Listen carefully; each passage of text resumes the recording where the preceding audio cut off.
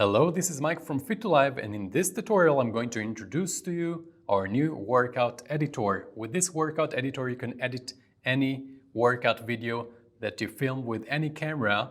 Let's see how it works. Okay, let's preview our workout video.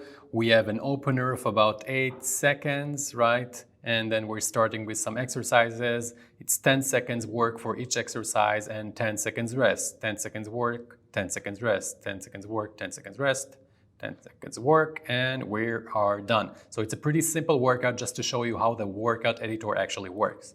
So in order to use the workout editor, as I've said, you need to have a matching workout plan and a video file of the workout. So we created this simple workout plan that's going to match our pre-created video. It has the side stretches, as we said, 10 seconds rest, squats, and then 10 seconds rest, arm spins, then 10 seconds rest, and hip circles, and then 10 seconds rest. Okay, so it matches completely the video. So you can either first record a video with accurate times and then create the workout plan to match it, or first create the workout plan here and then play the timer in the background and record it with whichever video camera you would like to, and get the video file on your computer. So you can go to Workout Editor and select the workout plan and enter the room. After we are going to enter the room with the specific plan that matches the video file, we can click here to load our video file. Now it loaded our video file that you've seen before, but as you can see now, we have the timer and the name of the exercises and your logo.